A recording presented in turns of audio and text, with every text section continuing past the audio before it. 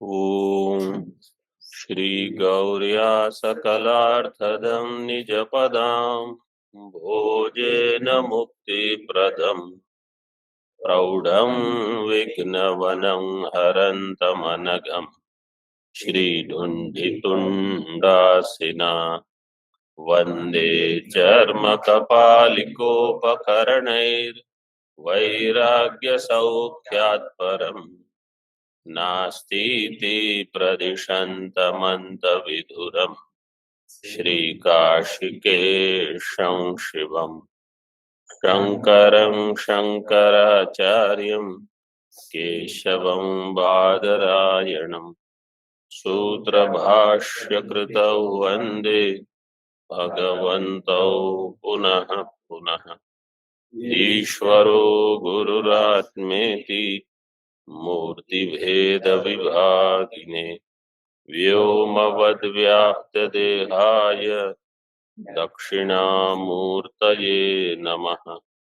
ओम शांति शांति शांति। अथातो ब्रह्म जिज्ञासा। तत्र अथ शब्द है आनंतर्यार्थः। यहाँ अथ शब्द जो है वो आनंतर्य के अर्थ में है, न अधिकारार्थ है।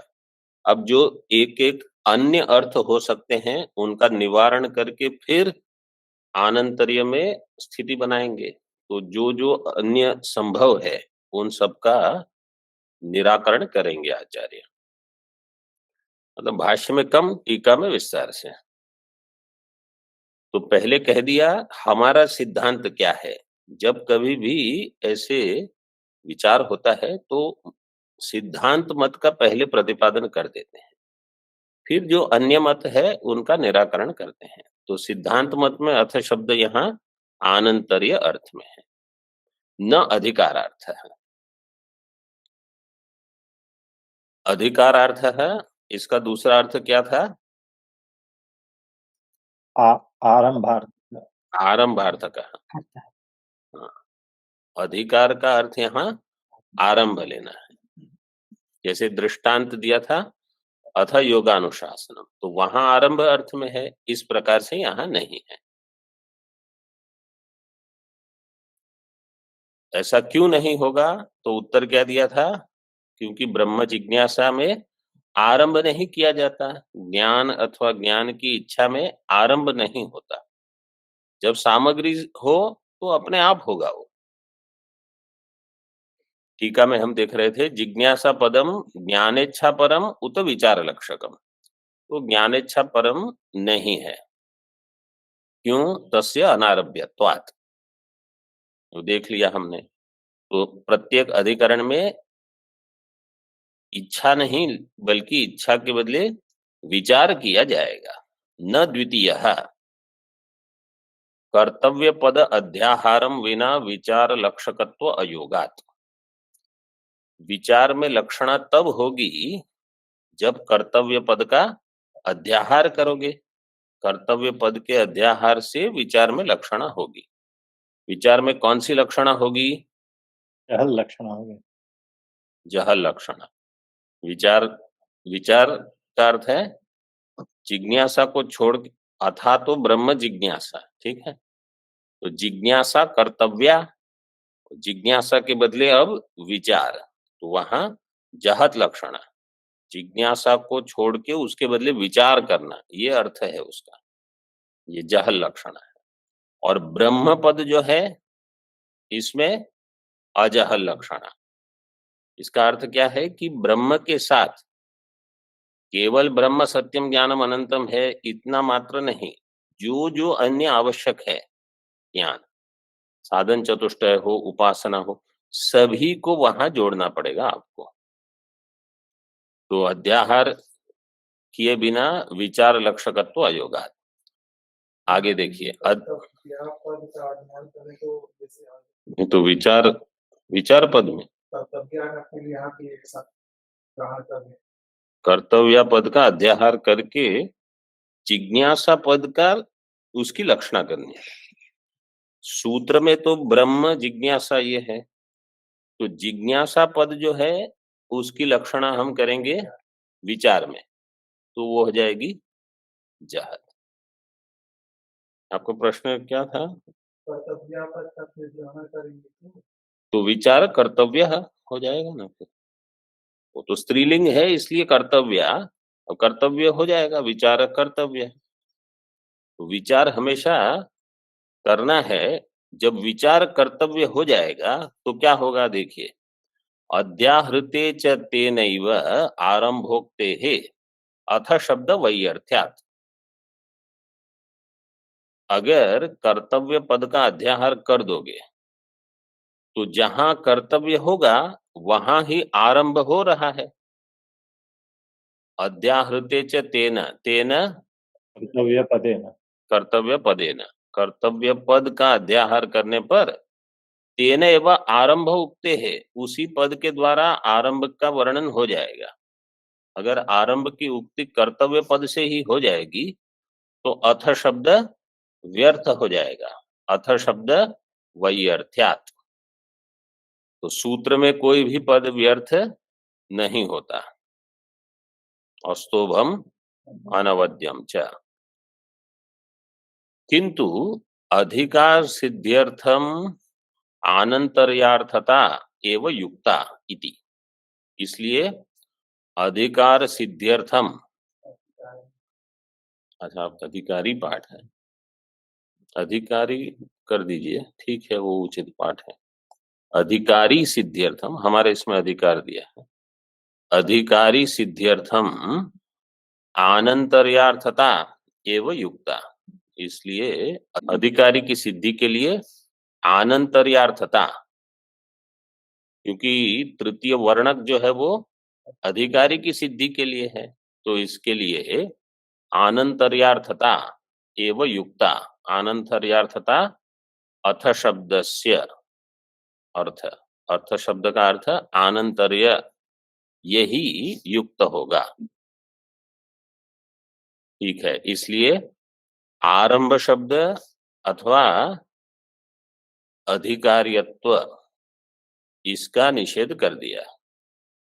अब अगला, अधुना संभावितम अर्थांतरम दूषयति। अब अर्थांतर, अर्थांतर मतलब अन्य अर्थ। अन्य अर्थ क्या, अन्य अर्थ क्या होगा यहाँ? कोई कहेगा अर्थ का अर्थ मंगल हो सकता है, क्योंकि इतने सारे हैं, मंगल, अनंतर, आरंभ, प्रश्न, कार्य सभी है इसमें। तो कोई कहेगा अर्थ का अर्थ मंगल कर लीजिए भाष्य में। मंगलस्य च वाक्यार्थे समन्वया भावात्। मंगल शब्द जो है उसका, मंगल शब्द जो है, हाँ, वाक्यार्थ में समन्वय नहीं होगा, सिद्ध भाष्यकार कह रहे हैं। मंगलस्य च वाक्यार्थे समन्वया भावात्। क्यों, ऐसा क्यों है? क्योंकि वाक्यार्थ है विचार का कर्तव्य। देखिए टीका, वाक्यार्थो विचार कर्तव्यता नहीं तत्र मंगलस्य कर्तृत्वादिना अन्वयो अस्ति इत्यर्थः। विचार की कर्तव्यता ये वाक्य का अर्थ है, इसमें मंगल का अन्वय नहीं होगा। मंगल शब्द का अन्वय भी तो होना चाहिए। अथ विचार ब्रह्म विचार कर्तव्य, तो वहां मंगल ब्रह्म विचार कर्तव्य ऐसे अर्थ हो जाएगा, तो अन्वय नहीं हो रहा है। नहीं तत्र मंगलस्य कर्तृत्वादिना, कर्तृत्व क्योंकि कर्तव्य है तो उसके साथ अन्वय उसका नहीं होगा। अब कोई कहता है कि जब ग्रंथ का आरंभ होता है तो मंगल तो करना ही होता है, तो आप अथ शब्द का अर्थ मंगल क्यों नहीं करते? मंगलाचरण हम इतना महत्व देते हैं। ननु सूत्रकृता शास्त्रादौ मंगलम कार्यम इति अथ शब्दः प्रयुक्त इति चेत्।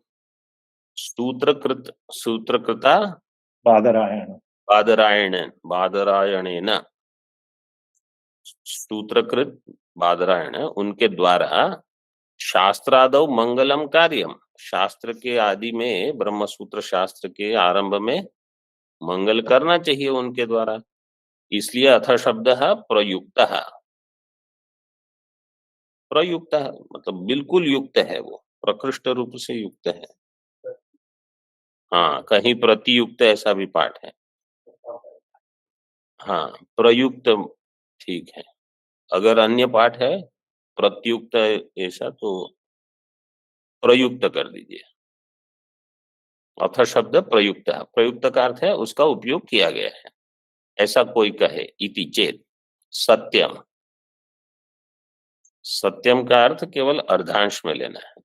जैसे कि शास्त्र के आरंभ में मंगल करना चाहिए, ये तो सही है, लेकिन इसके लिए अथ शब्द का अर्थ मंगल हो ये आवश्यक नहीं है।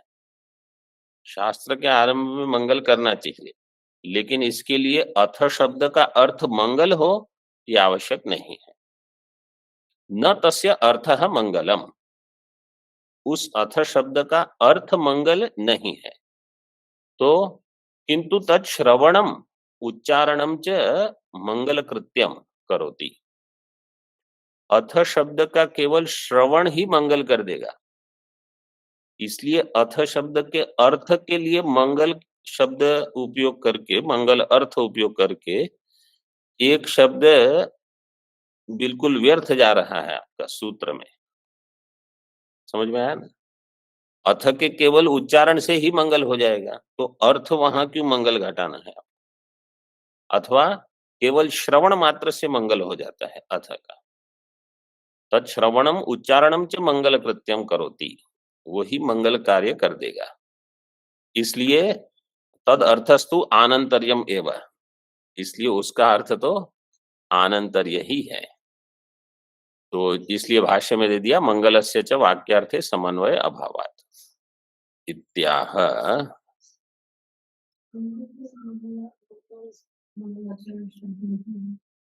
इसमें भाष्य में, एक मिनट, भाष्य में आगे क्या दिया है? अर्थांतर, हाँ, तो वो प्रयुक्त ही है इसका अर्थ वहां आगे पर। क्या प्रश्न था आपका? नहीं तो भाष्यकार यहाँ क्या कह रहे हैं, मतलब टीकाकार, कि जब अथा तो ब्रह्म जिज्ञासा कहा, तो अथ शब्द का श्रवण हुआ, मंगल हो गया। अथ शब्द ही अपने आप में मंगल करा देगा, उसका अर्थ मंगल करना ये आवश्यक नहीं है। उसका अर्थ कुछ और कर सकते हैं, जैसे शंख ध्वनि है, अथवा ये देखो घंटी बजती है मंदिर में, तो ये अपने आप में ही मंगलवाचक है। तो इसके लिए फिर आपको अन्य किसी शब्द प्रयोग की आवश्यकता नहीं। नहीं, ऐसे नहीं होगा। एक शब्द का यहाँ एक ही अर्थ करना पड़ेगा। जैसे पुराणों में कभी कभी क्या करते हैं, एक 15 अर्थ बता देते हैं कथाकार वगैरह, ये भी अर्थ होगा, वो भी भगवान ने क्यों हंसा, तो बहुत सारे अर्थ दे देते हैं। यहाँ ऐसे नहीं, यहाँ एक शब्द का एक ही अर्थ होगा। तदर्थस्तु आनंतर्यमेव इत्याह, टीका में अर्थांतर इति, अर्थांतरेति, अर्थांतर प्रयुक्त एव ही अथ शब्द श्रुत्या मंगल प्रयोजनो भवति। अर्थांतर प्रयुक्त एव ही अथ शब्द, किसी अन्य अर्थ में प्रयुक्त जो अथ शब्द हो, जो भी हो, चाहे वो आरंभ के लिए हो, चाहे किसी भी अन्य हो अर्थ के लिए हो, लेकिन अथ शब्द केवल श्रवण मात्र से ही मंगल प्रयोजक तो हो ही जाएगा। मंगल प्रयोजनो भवति, मंगल का वो प्रयोजक बन गया शब्द मात्र से, श्रुति से। तो इसलिए अथ शब्द का अर्थ कुछ और रखिए आप, जो भी आपको उचित लगता है। और जैसे हम आनंतर्य कर रहे हैं, योगाचार्य ने कुछ अन्य कहा। धर्म जिज्ञासा में वेद अध्ययन अनंतर अथ शब्द है, तो वहां भी अथा तो धर्म जिज्ञासा मतलब वेद अध्ययन के पश्चात कुछ करना है। तो अथ शब्द अपने आप में ही मंगल कर देगा, इसलिए वहां अर्थ की आवश्यकता नहीं है। तो यहाँ अर्थांतर प्रयुक्त, अर्थांतर क्या है हमारे मत में, यहाँ इस सूत्र में अर्थांतरम आनंतर्यम। और श्रुत्या मंगल प्रयोजनो भवति, श्रुत्या, श्रुत्या का अर्थ है श्रवणेन, श्रवण मात्र से ही वो मंगल का प्रयोजक हो जाएगा। जैसे शंख वीणादि नाद श्रवणवत, ओंकार अथ शब्दयोः श्रवणम मंगल फलकम। जैसे शंखनाद है, वीणानाद है, इनके श्रवण मात्र से ही मंगल हो जाता है। इसी प्रकार ओंकार और अथ, ओंकाराथ शब्दयोः श्रवणम मंगल फलकम, इनका श्रवण ही मंगल फलक है। इसमें स्मृति देते हैं ओंकारश्चाथ शब्दश्च द्वावेतौ ब्रह्मणः पुरा कंठं भित्त्वा विनिर्यातौ तस्मान् मांगलिका उभौ।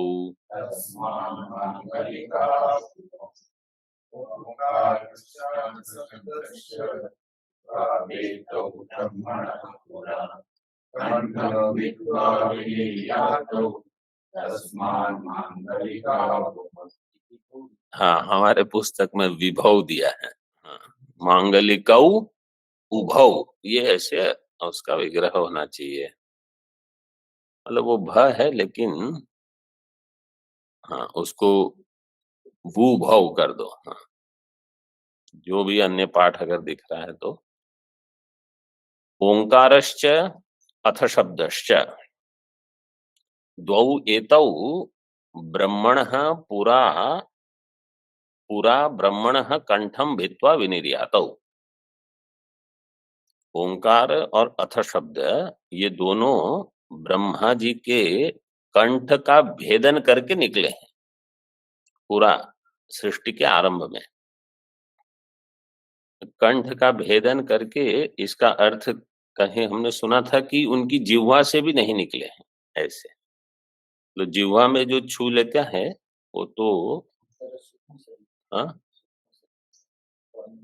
तो कंठ मतलब कंठ तालु जैसे हम कहते हैं, तो सीधे कंठ से ही निकला होगा। आप बताइए। ब्रह्मा जी का स्थूल शरीर हो, कहने का प्रयोजन यहाँ केवल इतना है कि एक ओंकार है, एक अथ शब्द है, तो ब्रह्मा जी से ही साक्षात इनकी उत्पत्ति हुई है, किसी अन्य से इस शब्दों का व्यवहार नहीं हुआ, एक। और दूसरा, उनकी जीवा का स्पर्श नहीं होने से ये बिल्कुल शुद्ध है।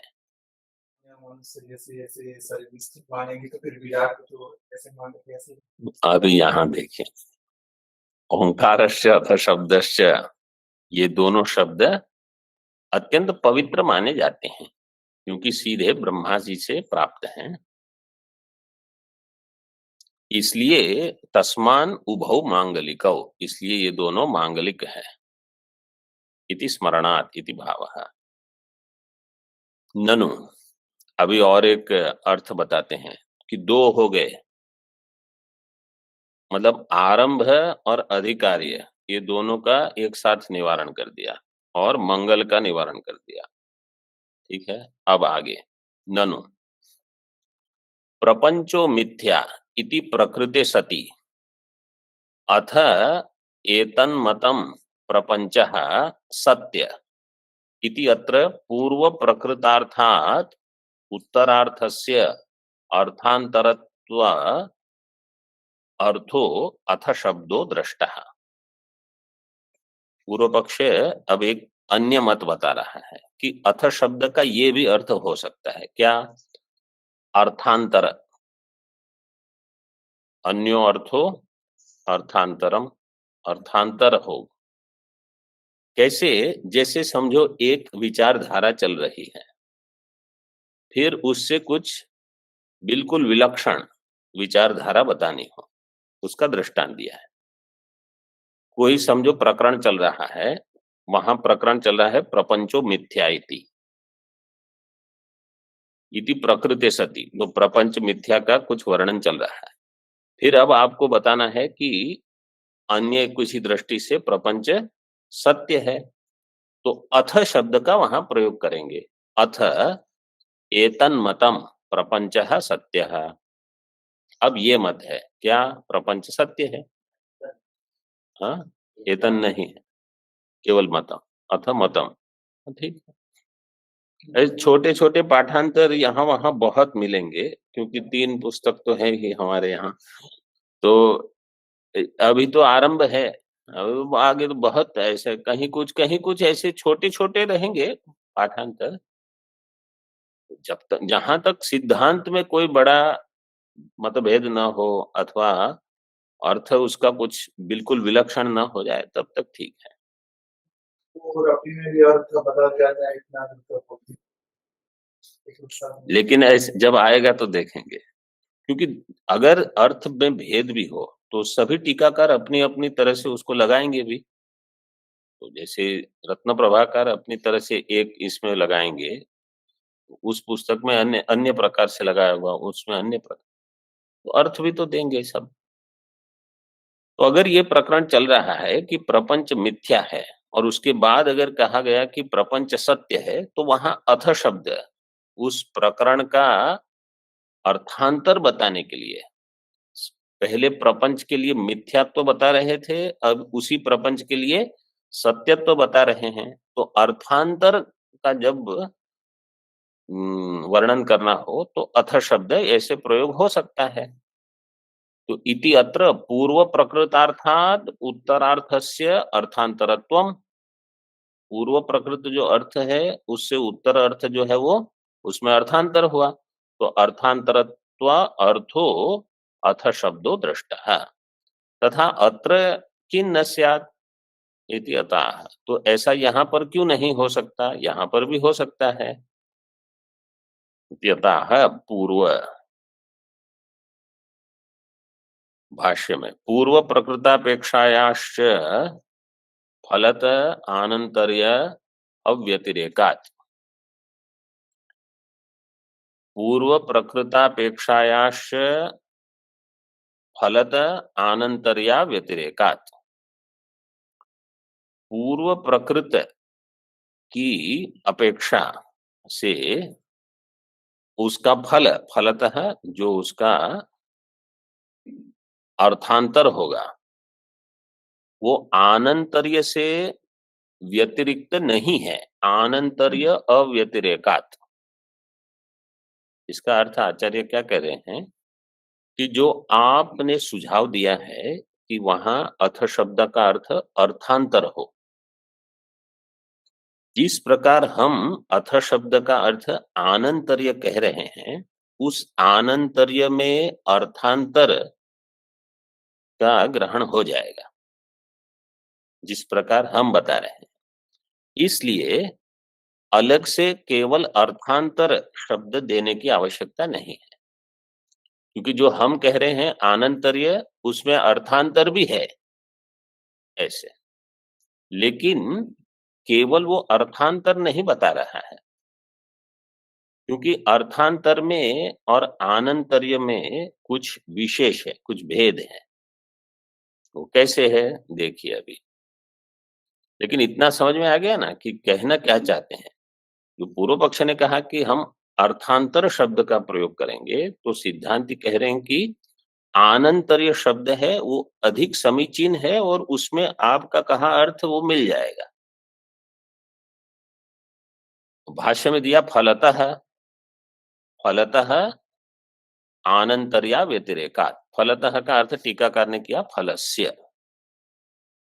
फल से क्या लेंगे, देखो, अथ अथा तो ब्रह्म जिज्ञासा, ठीक है। तो अथ शब्द का हम कह रहे हैं आनंतर्य। आनंतर्य का मतलब किसी के अनंतर, ये हो गया आनंतर्य अर्थ। किसी के अनंतर, किसी के पश्चात उसका फल क्या होना चाहिए, ब्रह्म जिज्ञासा। ये वाक्य ठीक बैठ रहा है। किसी चीज के पश्चात जो होना चाहिए फल, वो फल है ब्रह्म जिज्ञासा। इसलिए फल शब्द से यहाँ ब्रह्म जिज्ञासा अथवा ब्रह्म विचार, जिसका हम अध्याहार करेंगे, ये बुद्धि में स्पष्ट रखिए। देखियो आगे बताते हैं। ब्रह्म जिज्ञासायाः पूर्वम् अर्थ विशेषः प्रकृतो नास्ति, यस्मात् तस्या अर्थांतरत्वम् अथ शब्देन उच्येत। ब्रह्म जिज्ञासायाः पहले सिद्धांत क्या कहते हैं? देखो एक एक यहाँ ये थोड़ा प्रकरण, जितनी सरलता से अध्यास भाष्य चल रहा था, अब थोड़ा अटपटा, इसमें केवल ये थोड़ा प्रकरण ऐसा है, ठीक है, इसलिए सावधानी से ध्यान रखोगे, पढ़ोगे तो ठीक हो जाएगा। तो अर्थांतर पूर्व पक्ष ने सुझाव दिया, सिद्धांति का क्या कहना है? आनंतर्य, उसमें वो हो जाएगा। हम क्या कहना चाहते हैं? साधन चतुष्टय अनंतर। साधन चतुष्टय अनंतर क्या होगा? ब्रह्म जिज्ञासा। तो अथ शब्द का आनंतर्य अर्थ करके उसका फल होना चाहिए ब्रह्म जिज्ञासा अथवा ब्रह्म विचार। अब जो पूर्व पक्षी ने कहा कि आप अर्थांतर कहिए, और उन्होंने दृष्टांत क्या दिया था? पहले प्रपंच मिथ्या है, तो अभी अर्थांतर हो जाएगा प्रपंच सत्य है, ऐसा कुछ। तो सिद्धांति क्या कहते हैं कि ये तो प्रथम सूत्र है, इसके पहले अगर हम कुछ कह रहे हैं तो अब हम कहेंगे अथ शब्द से अर्थांतर सीधे कर लो। पूर्व में जो अर्थ बताया अब उससे भिन्न अर्थ हो रहा है, पूर्व हमने कुछ बताया ही नहीं है। वो देखो, ब्रह्म जिज्ञासायाः पूर्वम अर्थ विशेषः प्रकृतो नास्ति। ब्रह्म जिज्ञासा के पूर्व कोई अर्थ विशेष जिसका प्रकरण है ही नहीं, प्रकृतो अर्थो नास्ति, जिससे यस्मात् तस्याः अर्थांतरत्वम अथ शब्देन उच्यते, जिसके होने पर अर्थांतर शब्द के द्वारा अथ शब्द के द्वारा अर्थांतर ये अर्थ हो सकता था, लेकिन ऐसा कुछ है ही नहीं पूर्व में, तो क्या इसमें यस्मात् का अर्थ क्या है? अर्थ विशेषा। तो आप अर्थ बताइए अभी, अर्थ विशेषात। यस्मात् तस्याः, यस्मात् अर्थ विशेषात, जिसके होने पर। यस्मात् का अर्थ क्या होगा? अगर कोई पूर्व अर्थ प्रकृत होता तो उसके होने पर अथ शब्द का अर्थ अर्थांतर हो सकता था, लेकिन ऐसा कुछ पूर्व में है नहीं, इसलिए यस्मात् यस्मात् कारण, इस कारण से वहां क्या दिया है? अर्थ विशेषात तस्य ब्रह्म जिज्ञासाया तस्य। ठीक है, अर्थ आपकी बुद्धि में स्पष्ट होना चाहिए, चाहे ये यहाँ पढ़ो वहां पढ़ो, वहां कहीं भी पढ़ लो, बुद्धि में अर्थ बिल्कुल स्पष्ट होना चाहिए कि अगर ऐसा होता तो फिर इस प्रकार से जो आप अर्थ बता रहे हो वो घट सकता था, लेकिन ऐसा है नहीं, कोई पूर्व अर्थ प्रकृत नहीं है। और कोई कहेगा कि नहीं कुछ है उसके बाद ये बता रहे हैं, ऐसे बोले यतः कुतश्चिद अर्थांतरत्वम सूत्रकृता न वक्तव्यम फलालाभात फलाभावात।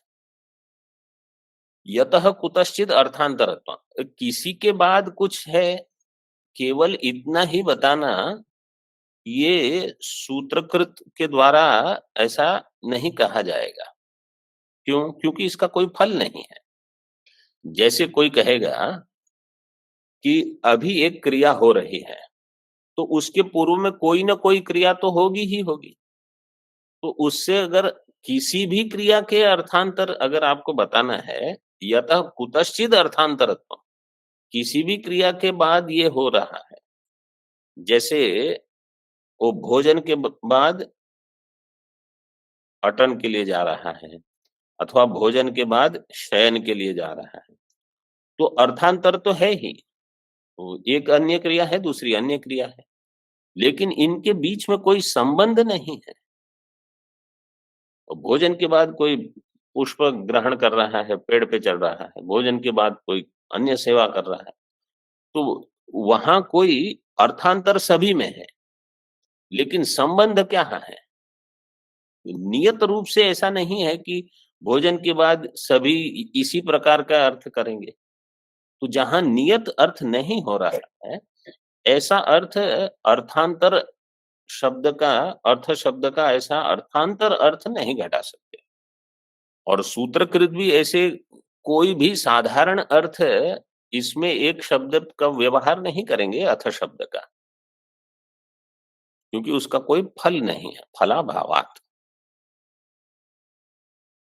यदि फलस्य जिज्ञासा पद उक्त कर्तव्य विचारस्य हेतुत्वेन यत् पूर्वं प्रकृतम तद अपेक्षा अस्ति इति अपेक्षा बलात् प्रकृत हेतुम आक्षिप्य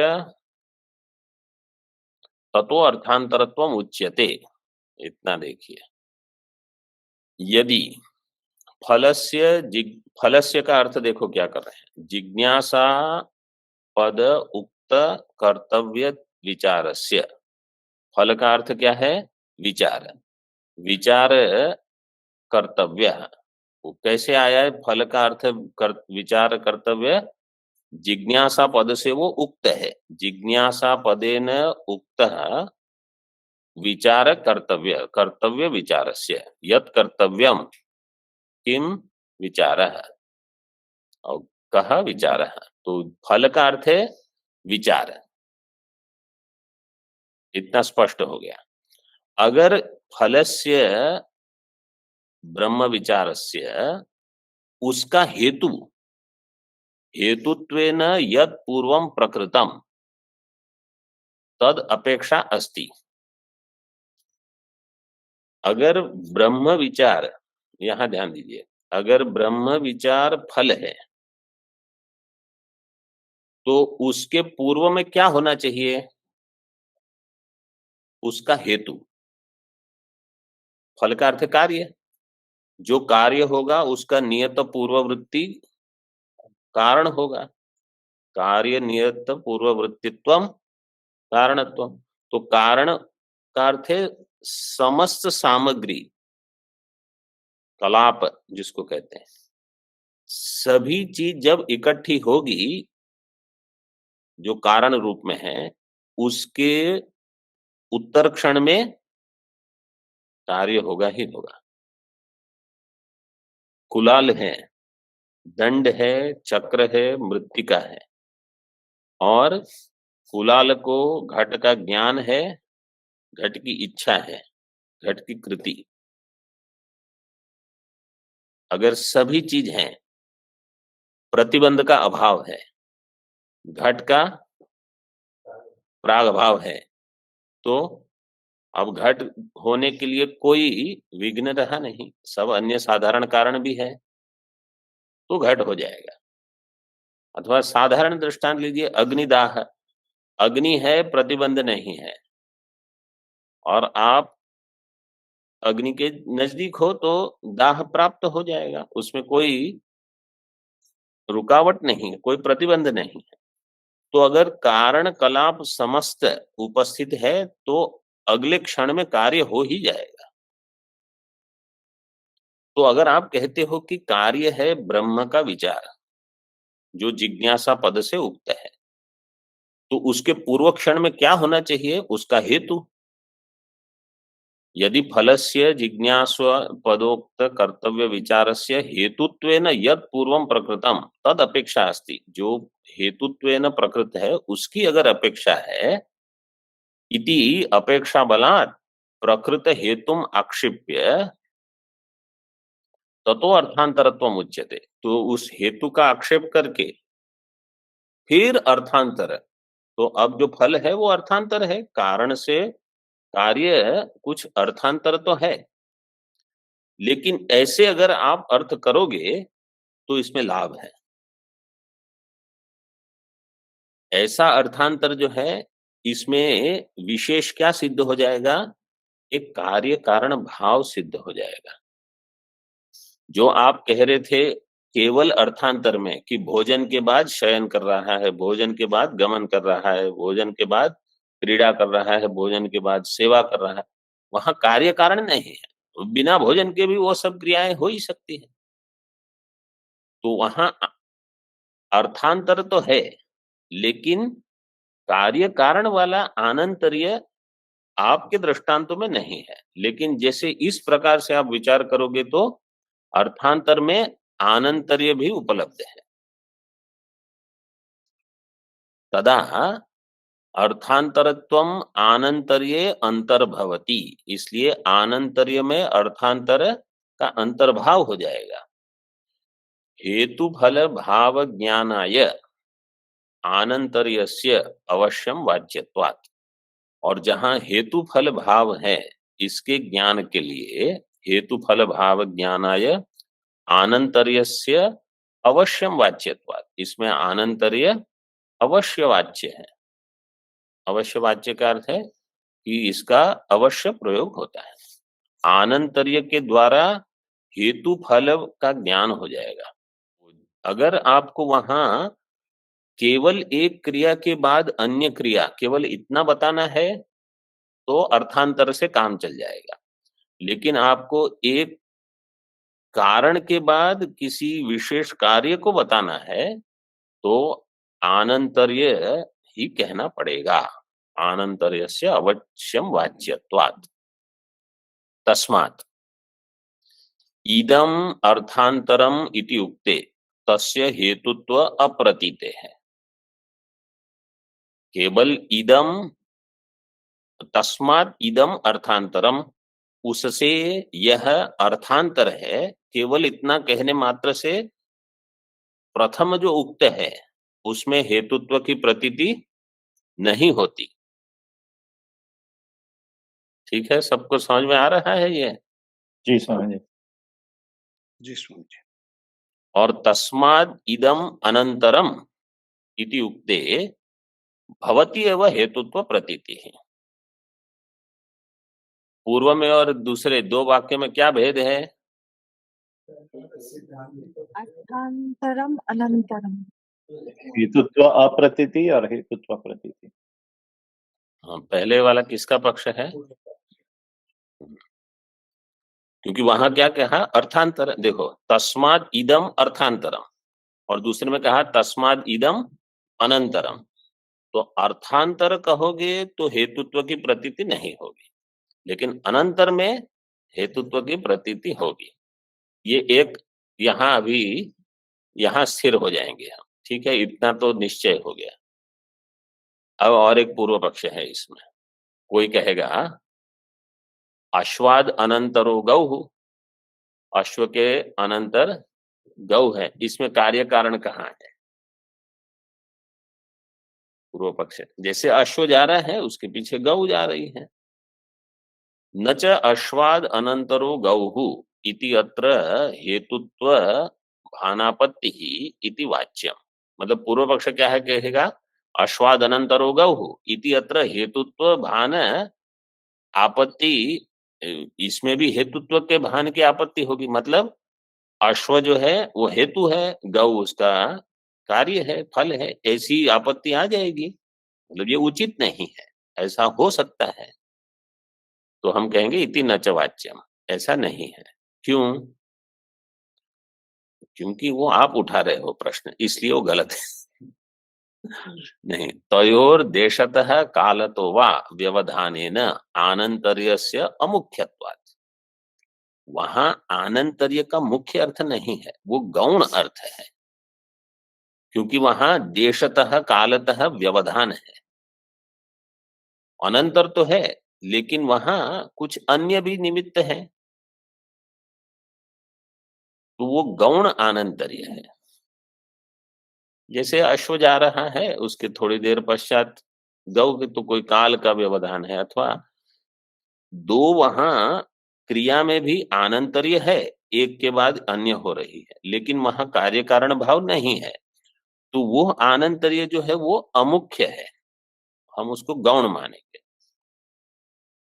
तो मुख्य आनंतर क्या है? अतः सामग्री फलयोर एवं मुख्यम आनंतर्यम। कारण सामग्री, समस्त सामग्री, कलाप और फल, इनके बीच में जो आनंतर्य है, पूर्व पश्चात भाव, ये मुख्य आनंतर्य है। क्यों? अव्यवधानात्, क्योंकि जिस क्षण में समस्त कारण कलाप रहेगा, उसके बिल्कुल अगले क्षण में कार्य हो जाएगा।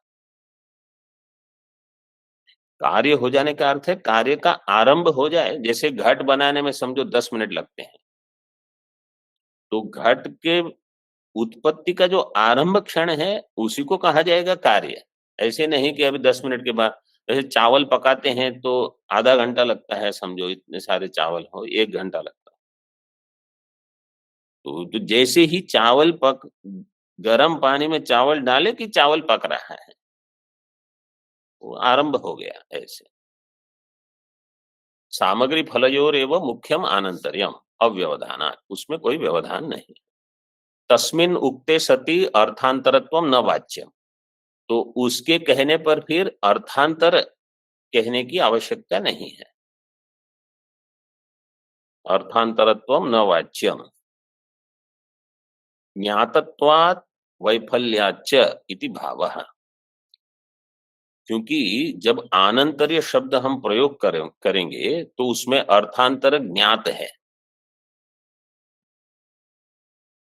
और केवल अर्थांतर शब्द प्रयोग जो होगा वो तो वैफल्य होगा, उसमें कुछ फल नहीं है। मतलब वो ब्रह्म विचार को उत्पन्न करने में समर्थ नहीं होगा।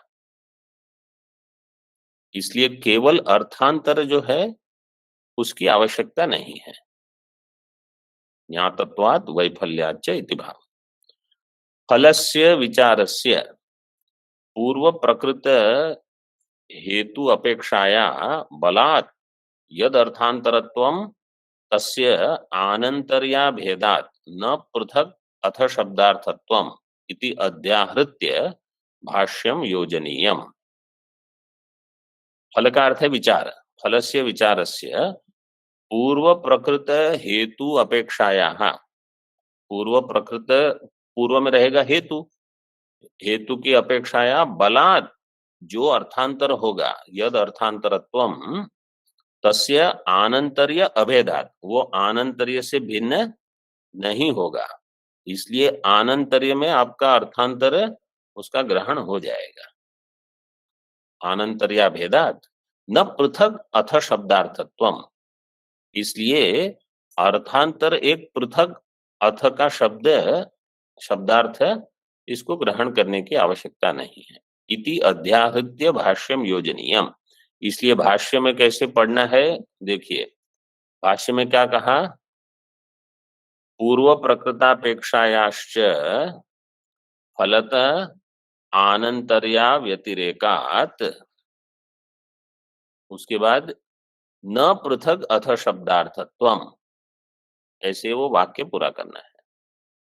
आनंतर्या व्यतिरेकात् ऐसे भाष्य में दिया है, टीका में क्या दिया? आनंतर्या भेदात्, वो एक ही हो गए दोनों, ठीक है। उसके बाद क्या जोड़ना है? न पृथक अथ शब्दार्थत्वम, यहां तक हो गया। आगे की पंक्ति वैसे इसी के साथ जुड़ी है, लेकिन समय हो गया है। ओम पूर्णमदः पूर्णमिदं पूर्णात् पूर्णमुदच्यते पूर्णस्य पूर्णमादाय पूर्णमेवावशिष्यते। ओम शांति शांति शांति। शंकरं शंकराचार्यं केशवं बादरायणं सूत्रभाष्यकृतौ वन्दे भगवन्तौ पुनः पुनः। ईश्वरो गुरुरात्मेति मूर्तिभेदविभागिने व्योमवद्व्याप्तदेहाय दक्षिणामूर्तये नमः। ओम शांति शांति शांति।